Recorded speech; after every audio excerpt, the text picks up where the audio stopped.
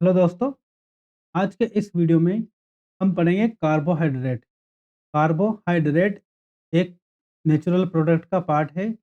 ये क्या है, नेचुरल प्रोडक्ट वाली एक यूनिट होती है जो जिसमें amino acid, protein, peptides, nucleic acid, carbohydrate, lipid और पेप्टिनॉइड, एल्केनॉइड वगैरह वगैरह सब होता है। ये नेचुरल प्रोडक्ट वाली यूनिट आपके, चाहे आप आरपीएससी असिस्टेंट प्रोफेसर वाले एग्जाम की प्रिपरेशन कर रहे हो या फिर आरपीएससी फर्स्ट ग्रेड या फिर अदर जहाँ पर पीजीटी होता है वो पीजीटी की प्रिपरेशन या फिर सेट की प्रिपरेशन कर रहे हो। जैसे कि छत्तीसगढ़ में सीजी सेट 2024 आने वाला है। तो इन सबका एक कॉमन पार्ट है, कॉमन यूनिट है, सबके सिलेबस में है। तो इसे डिटेल में डिस्कस करते हैं। तो चलिए, सर्वप्रथम हम आज पढ़ेंगे कार्बोहाइड्रेट। तो कार्बोहाइड्रेट्स, जैसे ही आप नाम आता है आपके मन में आता है कि होता क्या है। तो देखिए, these are optically active polyhydroxy. नाम से ही है ना कि एक से अधिक हाइड्रोक्सी ग्रुप होंगे और वो क्या है, ऑप्टिकली एक्टिव। एल्डिहाइड और कीटोन, फंक्शनल ग्रुप या तो एल्डिहाइड हो सकता है या फिर कीटोन। और the compound which yield them on hydrolysis are called carbohydrate. मतलब क्या है कि ऐसे ऑप्टिकली एक्टिव पॉलीहाइड्रोक्सी, एल्डिहाइड और कीटोन्स या फिर ऐसा कंपाउंड जिनका हाइड्रोलाइसिस से ये ऑप्टिकली एक्टिव ये कंपाउंड मिलते हो, वो क्या कहलाते हैं, carbohydrate. Clear. It means carbohydrate polymer के रूप में भी हो सकता है, तभी तो उसका हाइड्रोलाइसिस करोगे क्या मिलेगा हमें, मोनोमर यूनिट। क्लियर। ये तो थी इसकी कॉमन डेफिनेशन। तो सर्वप्रथम शुरुआती दौर में इन्हें क्या बोला जाता था, हाइड्रेट्स ऑफ कार्बन। शुरुआत में जब जब कार्बोहाइड्रेट दिए तो बोलते थे कि these are hydrates of carbon. लेकिन बाद में ये थ्योरी क्या हो गई, फेल हो गई। मतलब जो एक कॉमन फॉर्मूला होता था कि एक्स एच टू ओ का होल वाई। ठीक है, मतलब कार्बन का क्या हो गया, हाइड्रेट। लेकिन इसका कुछ अपवाद भी है। देखिए, जैसे फॉर्मेल्डिहाइड, एसिटिक एसिड, दोनों क्या फॉर्मूला तो फॉलो करते हैं। ये कौन सा, ये वाला। जैसे कि इसको देख लीजिए, सी एक्स एच टू ओ, मतलब सी वन और एच टू ओ वन हो रहा, दो हाइड्रोजन एक ऑक्सीजन कार्बन। फॉर्मूला तो फॉलो हो रहा है, एक्स एंड वाई से। लेकिन इसी प्रकार acetic acid C H three C double O H, ये भी फॉर्मूला फॉलो कर रहा है। देख ली कैसे, सी टू एच टू का होल, कितने कार्बन है, चार। दो ऑक्सीजन है, दो कार्बन है, चार हाइड्रोजन है, दो ऑक्सीजन हो रहा है ना, एक्स एंड वाई। ये फॉर्मूला तो फॉलो कर रहे हैं, लेकिन ये कार्बोहाइड्रेट नहीं होते हैं। क्लियर। तो ये थ्योरी फेल हो गई। दूसरा ये है, इसका एक अपवाद और है। देखो, यहाँ से अपवाद से क्वेश्चन बनने के बहुत चांस होते हैं। और इंट्रो से तो यदि आप असिस्टेंट प्रोफेसर वाली प्रिपरेशन कर रहे हैं, उसमें तो प्रत्येक यूनिट से 10 क्वेश्चन आने हैं। तो इंट्रो से भी क्वेश्चन बन जाए तो इसमें कोई दोहराया नहीं होगा। क्लियर। जैसे कि rhamnose C6H12O5 and deoxy ribose C5H10O4 does not obey the formula. ये फॉर्मूला जो C6H2O का होल वाई है ना, इस फॉर्मूले को ओबे नहीं, फॉलो नहीं करते। लेकिन फिर भी क्या है, ये कार्बोहाइड्रेट है। तो ये जो शुरुआती दौर वाली थ्योरी थी, वो क्या होगी, टोटली फेल। क्लियर। अब एक और है कि जो कार्बोहाइड्रेट है उनको आप सेकेराइड्स भी कहते हैं, आल्सो कॉल्ड सेकेराइड्स। क्लियर। आ जाइए, यदि आप इनके क्लासिफिकेशन की बात करें तो depending upon their behaviour towards hydrolysis, these are classified into three categories. तीन कैटेगरी में इनको डिवाइडेड किया है। पहला है मोनोसेकेराइड, दूसरा ओलिगोसेकेराइड्स, तीसरा पॉलीसेकेराइड्स। जो ये है, मोनोसेकेराइड का मतलब है कि इनको फर्दर हाइड्रोलाइज नहीं किया जा सकता, मतलब इनका फर्दर हाइड्रोलाइसिस नहीं किया जा सकता।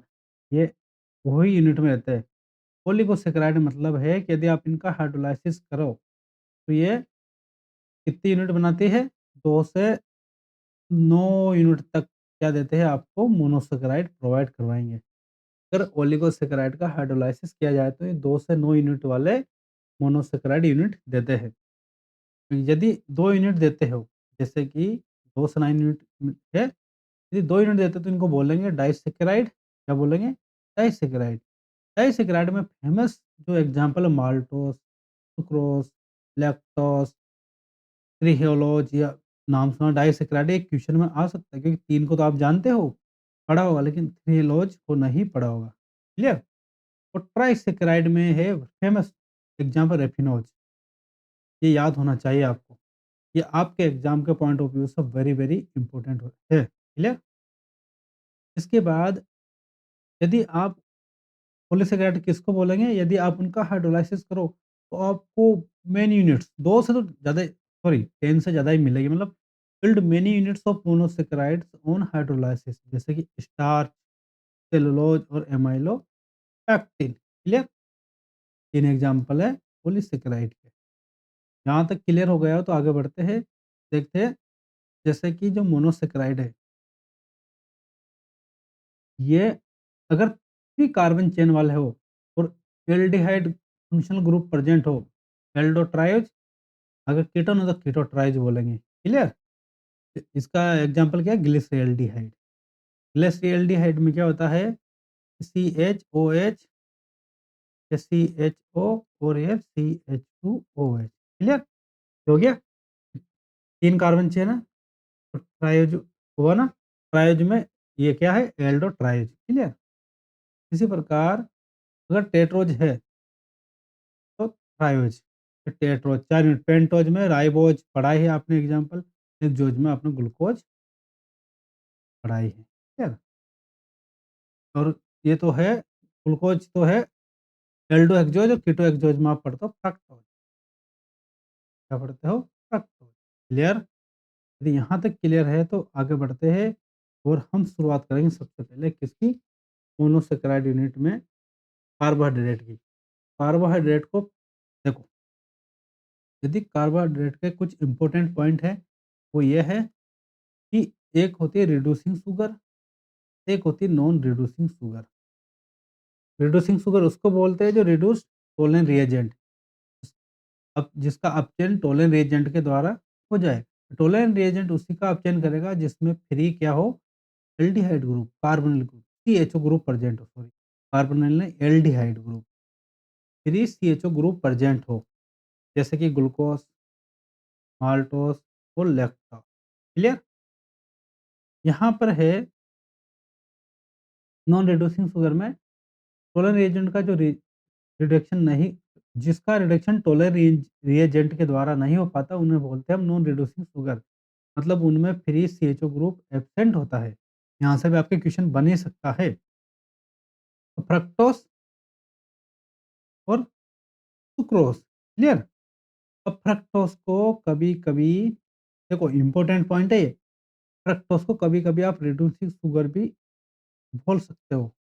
डिपेंड ऑन, पर डिपेंड ऑन ऑप्शन, यदि ऑप्शन में इस प्रकार का ये ऑप्शन है, जैसे फ्रक्टोज के लिए ही पूछा है और ऑप्शन ऐसा लग रहा है कि रिड्यूसिंग होना, तब इसको रिड्यूसिंग मान सकते हैं। इसका कारण है लोब्री डी ब्रायन वान एकेस्टाइन रीअरेंजमेंट। बहुत बड़ा रीअरेंजमेंट है, नाम सुना, नाम से बहुत बड़ा बड़ा है नहीं। ये आगे इसी वीडियो में आएगा। आप वीडियो को देखते रहिए, आपके लोब्री डी ब्रायन वान एकेस्टाइन रीअरेंजमेंट क्लियर हो जाएगा। तो बढ़ते हैं, अब आते हैं हम हेक्सोज। हेक्सोज में एक तो होता है एल्डो हेक्सोज और एक होता है कीटो हेक्सोज। क्लियर?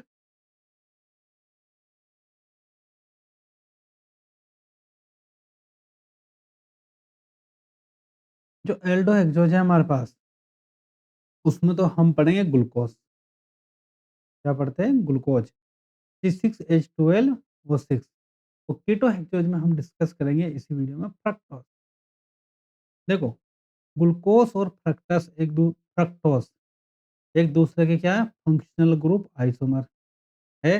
इसमें एल्डिहाइड फंक्शनल ग्रुप है और इसमें कीटोनिक फंक्शनल ग्रुप है। क्लियर? एक दूसरे को क्या बोलते हैं हम? स्ट्रक्चरल आइसोमर भी बोलते हैं। ग्लूकोज और फ्रक्टोज एक दूसरे के स्ट्रक्चरल आइसोमर भी कहलाते हैं। क्यों? क्योंकि क्योंकि इसमें स्ट्रक्चर का चेंज है और ये रिएजो आइसोमर भी है। क्लियर?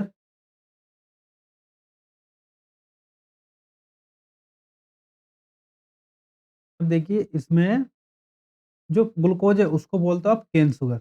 यहाँ से आपका ज़रूर क्वेश्चन बन सकता है। या ग्रेप शुगर, इसमें केन में, गन्ने में या ग्रेप में, या ब्लड शुगर, ब्लड की जो शुगर है उन सब में क्या होता है? ग्लूकोज ही होता है। और फ्रक्टोज होती है फ्रूट शुगर, यहाँ पे स्वीटेस्ट सैकराइड, बहुत मीठा होता है। अगर सभी सैकराइड में बात करें सबसे ज़्यादा मीठा कौन होता है? फ्रक्टोज। क्लियर? अब देखिए इनमें ये है डेक्सट्रोज, बोल सकते हैं। अब डेक्सट्रोज में देखिए CHO कॉल फॉर CH2OH, और इसमें है एल्डिहाइड फंक्शनल ग्रुप है, और इसमें जब स्ट्रक्चर की बात करें, इसमें कीटोनिक फंक्शनल ग्रुप है। अब इसमें कितने कायरल सेंटर है? 4। नंबर ऑफ कायरल सेंटर है इसमें 4। कायरल सेंटर इसमें है 4 और कायरल सेंटर इसमें है 3। तो टोटल स्टीरियो आइसोमर होंगे इसमें, टोटल स्टीरियो आइसोमर होंगे इसमें 2 की power n is equal to 2 की power 4 is equal to 2 into 2 into 2 into 2, 2 दूनी 4 दूनी 8 दूनी 16, 16। तो पेयर ऑफ इनेंशियोमर कितने होंगे? इनेंशियोमर इसके होंगे हमारे पास 8। ऑप्टिकल एक्टिव आइसोमर कितने होंगे? सभी ऑप्टिकल एक्टिव है 16 के 16। इसमें होंगे टोटल स्टीरियो आइसोमर होंगे हमारे पास 2 की पावर 3 इज़ इक्वल टू कितने होंगे? 2 into 2 into 2 is equal to 8। तो पेयर ऑफ इनेंशियोमर कितने बनेंगे इसके? पेयर ऑफ इनेंशियोमर बनेंगे हमारे पास इसके 4। टोटल ऑप्टिकल एक्टिव आइसोमर कितने होंगे? ऑप्टिकल एक्टिव आइसोमर इसके होंगे 8। 8 के 8 ही ऑप्टिकल रहेंगे। क्लियर? अब सबसे पहले हम डिस्कस करते हैं ग्लूकोज। ये आपके बहुत इंपॉर्टेंट। देखो, सबसे पहले बात करते हैं इसके सिंथेसिस की, बनाना कैसे है? सिंथेसिस। क्लियर?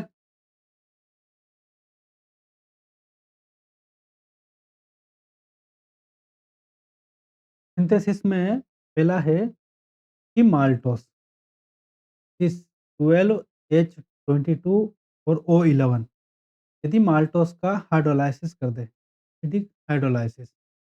एक तो ये है, क्या करते हैं हम? Acidic hydrolysis. यहाँ फिर हम कर सकते हैं माल्टेज एंजाइम का यूज़, दोनों में से कोई, तो माल्टोस किस में टूट जाता है? ग्लूकोज। क्लियर? इससे आपको मिल जाएगा ग्लूकोज। दूसरा है स्टार्च, ये पॉलीमर है। ये 6H10O5 की एन यूनिट है, जुड़ी हुई पॉलीमर है। एन वाटर मॉलिक्यूल लिए और इसका एसिडिक हाइड्रोलाइसिस किया तो भी आपको मिल जाएगा ग्लूकोज। क्लियर? मतलब आनन-फानन कुछ भी कहो, आपको ओनली हाइड्रोलाइसिस से ही बनाना है क्या? ग्लूकोज। क्लियर? दूसरा है, अब आते हैं इसकी केमिकल प्रॉपर्टी पर। ये आपके बहुत इंपॉर्टेंट है, केमिकल प्रॉपर्टी। देखो केमिकल प्रॉपर्टीज में हम आ जाते हैं, इसको कोशिश करते हैं कि एक ही पेज में आ जाए। क्लियर? हम यही कोशिश करेंगे कि एक ही पेज में आपके आ जाए। आ नहीं पा रहा? देखो, सबसे पहले ये मैंने सेंटर में ले लिया है ग्लूकोज।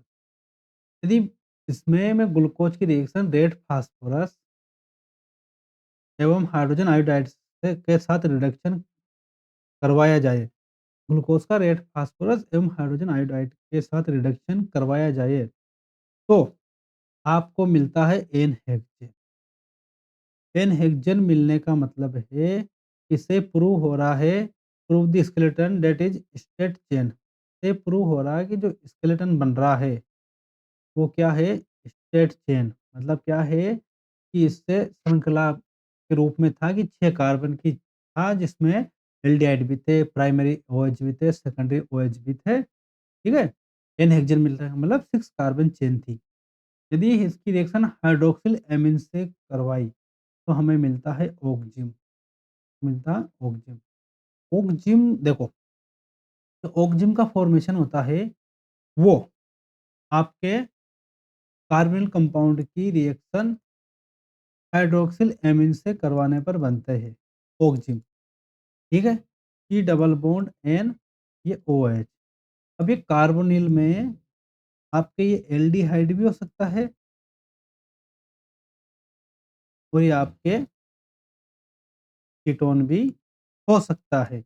इसका मतलब ये है कि ऑक्जिम से रिएक्शन यदि सॉरी हाइड्रॉक्सिल एमीन से रिएक्शन होकर ऑक्जिम का फॉर्मेशन हो रहा है, तो मतलब उसमें कार्बोनिल प्रेजेंट है। लेकिन स्पेसिफाई नहीं कर पा रहे हो, उसमें कार्बोनिल एल्डिहाइड के रूप में है या कीटोन के रूप में। क्लियर? तो देखिए ये पहला ऑक्जिम बना मतलब proof the presence of carbonyl group, carbonyl present है। अब यदि उसकी इसकी फेलिंग सॉल्यूशन से रिएक्शन करवाए तो C2O का रेट 50 मिला कुप्रस ऑक्साइड का। इसका मतलब है कि इसमें क्या प्रेजेंट है? एल्डिहाइड समूह। ये एल्डिहाइड का ही ऑक्सीडेशन करता है। क्लियर? अब इसके अलावा दूसरा है टोलेंस रिएजेंट, तो हमें मिलता है सिल्वर मिरर। तो ये दोनों के दोनों किसको प्रूव कर दे कि ग्लूकोज में जो फंक्शनल ग्रुप प्रेजेंट है वो क्या है? CHO aldehyde. ठीक है? नेक्स्ट रिएक्शन है हमारी, वो ये है हाइड्रोजन साइनोहाइड्रिन से रिएक्शन करवाई, तो सॉरी हाइड्रोजन साइनाइड से HCl से यदि रिएक्शन करवाई जाए तो यहाँ बनता है साइनोहाइड्रिन। क्या मिलता है? साइनोहाइड्रिन। ये प्रूव करता है कि उसमें कार्बोनिल ग्रुप प्रेजेंट है। अब आपके 2 जगह से प्रूव हो गया। एक तो साइनोहाइड्रिन फॉर्मेशन से, एक हो गए आपके ऑक्जिन फॉर्मेशन। दोनों तो बताते हैं आपको कि उसमें कार्बोनिल फंक्शनल ग्रुप प्रेजेंट है। टोलेन रिएजेंट एवं फेलिंग सॉल्यूशन की रिएक्शन आपसे प्रूव करती है कि जो कार्बोनिल ग्रुप प्रेजेंट है वो क्या है? एल्डिहाइड। क्लियर? और नेक्स्ट रिएक्शन देखिए, यदि हमने निकल, पैलेडियम और प्लेटिनम के साथ रिडक्शन करवाया तो हमें मिलता है सार्बिटोल। सार्बिटोल का मतलब है कि निकल, पैलेडियम, प्लेटिनम ये जो एल्डिहाइड है, कार्बोनिल ग्रुप है, उसको किसमें बदल देती है? ये आपके एल्कोहल में कन्वर्ट कर देती है रिडक्शन कर कर। क्लियर? तो ये बन गया आपका सोर्बिटोल। इससे भी प्रूव होता है कि इसमें क्या प्रेजेंट था? कार्बोनिल। नेक्स्ट रिएक्शन है हमारी इंपॉर्टेंट है, वो ये है कि यदि मैंने एसिडिक एनहाइड्राइड से रिएक्शन करवाई, एसिडिक एनहाइड्राइड बहुत काम की चीज़ है। तो इसके 5 मोल काम आए, कितने? 5 मोल का यूज़ हुआ, 5 मोल का इससे प्रूव हुआ, मतलब जो प्रोडक्ट बना वो पेंटा एसिटाइल डेरिवेटिव बना। इससे प्रूव हुआ कि इसमें 5 क्या है? OH ग्रुप प्रेजेंट है। 5 क्या है? एल्कोहलिक हाइड्रॉक्सी ग्रुप प्रेजेंट है। कितने? 5 हाइड्रॉक्सी ग्रुप प्रेजेंट है ग्लूकोज में। अब कौन प्राइमरी कौन सेकेंडरी है वो तो आगे डिसाइड हो जाएगा, लेकिन कितने प्रेजेंट है? 5। क्लियर? और एक रिएक्शन होती है, यदि मैं इसका ब्रोमीन वाटर से ऑक्सीडेशन करवाऊँ, तो ब्रोमीन वाटर की खास बात है कि ओनली CHO ग्रुप का ही ये क्या करता है? Oxidation. Bromine water primary alcohol, secondary alcohol को छेड़ता भी नहीं है। क्लियर? ये ओनली कार्बोनिल ग्रुप का ऑक्सीडेशन एसिड में कर देता। तो CHO किसमें कन्वर्ट हो जाएगा? COOH में, और आपको मिल जाएगा ग्लूकोनिक एसिड। इसको बोलते हैं ग्लूकोनिक एसिड। और ग्लूकोनिक एसिड का यदि आप डाइल्यूट HNO3 से ऑक्सीडेशन करो नाइट्रिक एसिड से, तो ये प्राइमरी जो एल्कोहलिक ग्रुप होता है उसका भी ऑक्सीडेशन कर देता है। वो भी किसमें कन्वर्ट हो जाता है? COOH। किससे? डाइल्यूट HNO3 से। तब मिलता है आपको सैकरिक एसिड। या फिर आप डायरेक्ट डाइल्यूट HNO3 यूज़ करो तो भी आपको क्या मिलेगा? सैकरिक एसिड। इससे प्रूव होता है कि इसमें एक तो है प्राइमरी OH समूह, ठीक है? और एक है एल्डिहाइड प्रूफ हो गए, बाकी के जो 4 बचे हैं OH वो कौन से हैं? सेकेंडरी। तो ये आपके जो केमिकल प्रॉपर्टीज़ थी ग्लूकोज़ की, बहुत इम्पोर्टेंट है। यहाँ से आपके भर-भर कर क्वेश्चन बनते हैं। मैंने एक जगह ही इनको क्लियर करने की कोशिश की है। तो मैं आशा करता हूँ आपको ये क्लियर हो गया होगा। आगे बढ़ते हैं और देखते हैं इसकी अदर रिएक्शन। इन प्रॉपर्टी के अलावा कुछ और रिएक्शन इंपॉर्टेंट रिएक्शन है जिनसे क्वेश्चन बनते ही रहते हैं। एक है ओसाजोन फॉर्मेशन, को भी डिटेल में पढ़ेंगे। एक है चेन लेंथनिंग, इसको भी डिटेल में पढ़ेंगे। एक है चेन शॉर्टनिंग, इसको भी डिटेल में पढ़ेंगे। एक है लोबरी डी ब्राइन वान केस्टाइन रीअरेंजमेंट, इसको भी डिटेल में पढ़ेंगे। एक है एपिमराइजेशन, एक है साइक्लाइजेशन रिएक्शन, और एक 7वें नंबर पे है आपके proof for determination of ring size. Ring size क्या है कि 6 मेंबर है या 5 मेंबर है, मतलब formation of ether acetate glycolic bond linkage. इन सब पता करेंगे कि जो लिंक ये सॉरी जो रिंग थी वो रिंग आपके 5 मेंबर है या फिर 6 मेंबर। क्लियर? इन सब चीज़ों को पढ़ेंगे हम अब नेक्स्ट वीडियो में। धन्यवाद।